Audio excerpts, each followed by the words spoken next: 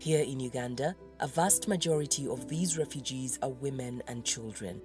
Host districts like Yumbe, Isingiro, Kamwenge, Chegegwa, Madiokolo and Terego, Chikube, Chiriandongo, Koboko, Adjumani, Lamour and Obongi have all had to contend with challenges in trying to ensure peaceful coexistence among refugees and local host communities. Refugees may be perceived as a threat or as competitors by certain groups of host nationals, yet simultaneously be viewed by other host members within the same neighborhood as contributors to local economies and development.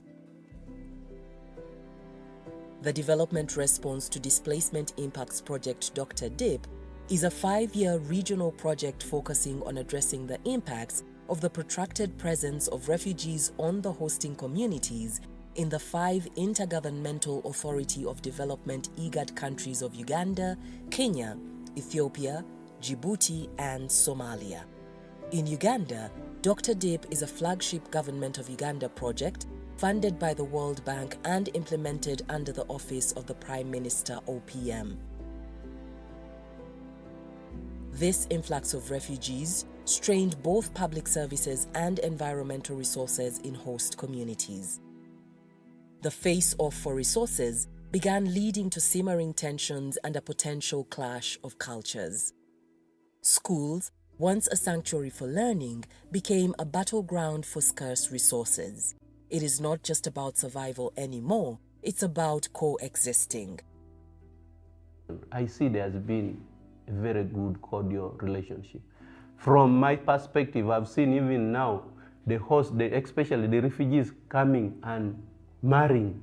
There is now intermarriage between the refugees and the hosting communities. We have seen people from the hosting communities also preferring going to the settlement. So there's that cross marriages, there's that cross interaction. When it comes to business, all of them are doing business together. From the time I've been around and interacting with the settlement and also the community, there has been a very good cordial working relationship, socio-economic relationship. And you'll find that now people from even the from the host, from the settlement, they are getting land within the hosting community.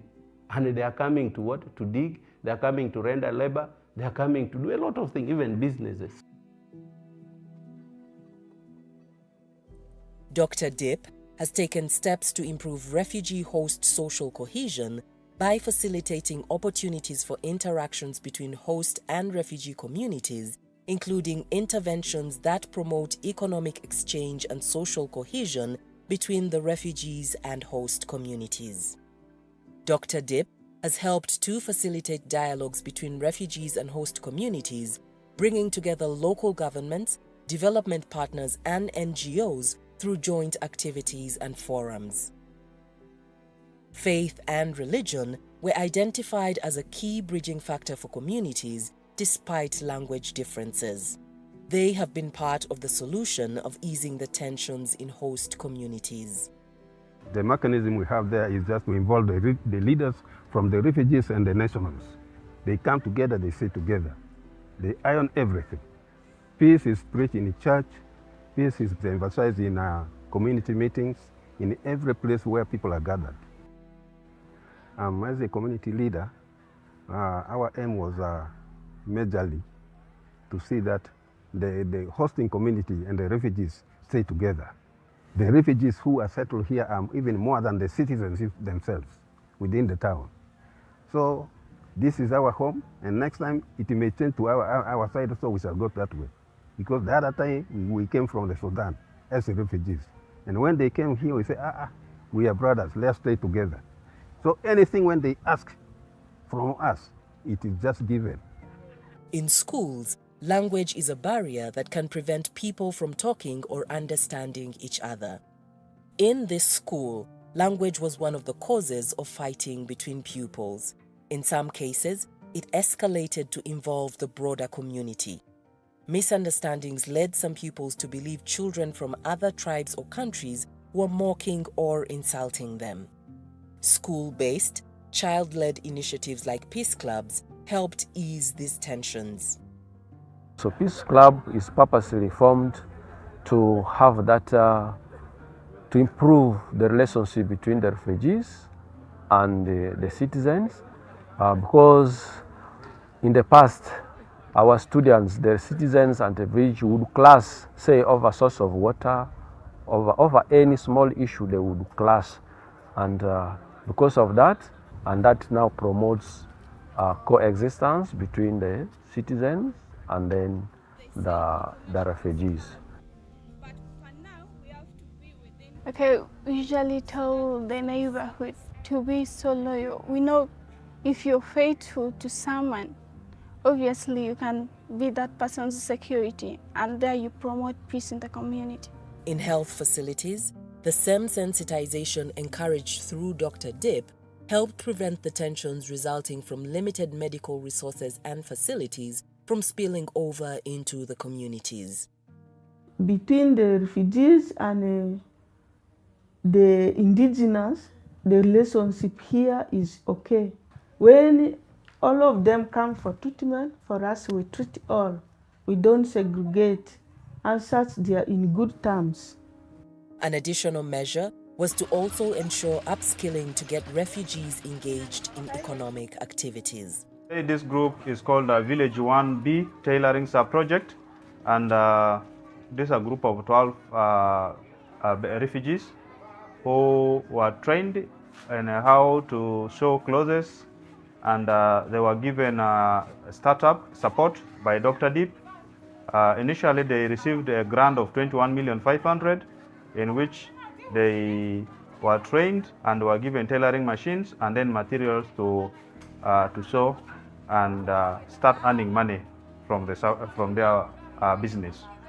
While this has faced many challenges, helping refugees earn a living and contribute to the economies of the host communities and not only deplete resources has helped ease some of the tensions.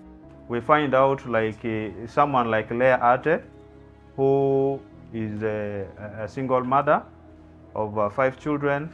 She is unable now to support her children in school. She have out of the money she earned from the tailoring, she has bought a land and she's farming, so she can be able to cater for food in addition to what the World Food Program is supporting. Felan bongarati la liakilo tina de rita bontoron na yenye tina de bonare riba. Ye ina de ala sidani kana yi ku mose juru kilo la kapata fata.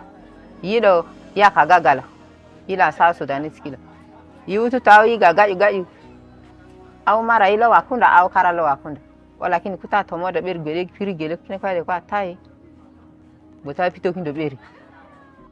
The project made unprecedented investments in the office and administration infrastructure of district local governments with the ongoing construction of 11 district headquarters. These investments have had major impacts on service delivery within the districts and have increased the acceptability and warm reception of the project, reflected in the increased collaboration and participation of the district staff where the infrastructure was built. The infrastructure has led to an improved working environment for the local governments and thus their ability to serve both refugees and host communities. Under Dr. Dip, we can now observe host communities where language isn't a barrier but a bridge. Children living harmoniously together in schools, people trading with one another, communities and refugees having conversations about how to solve their common everyday problems. Both refugees and hosts aren't just coexisting, they are thriving together. But challenges linger.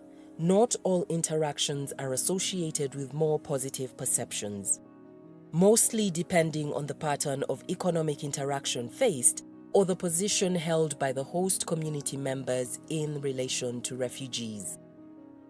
Implementing partners have also reported difficulty in implementing the suggested 70-30 split mandated by the government of Uganda, where 30% of the humanitarian support should be provided to host communities and 70% to the refugees.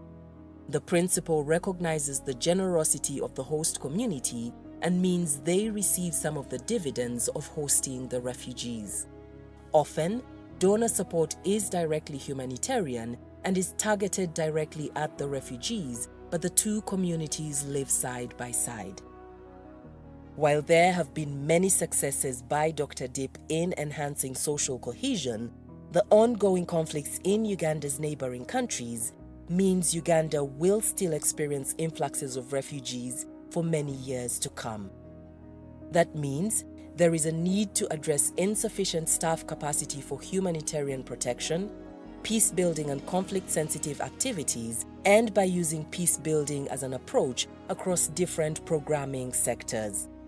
Progress is fueled by the commitment to ensure that every refugee feels welcome and every host community feels enriched by the presence of refugees and all have a chance to thrive.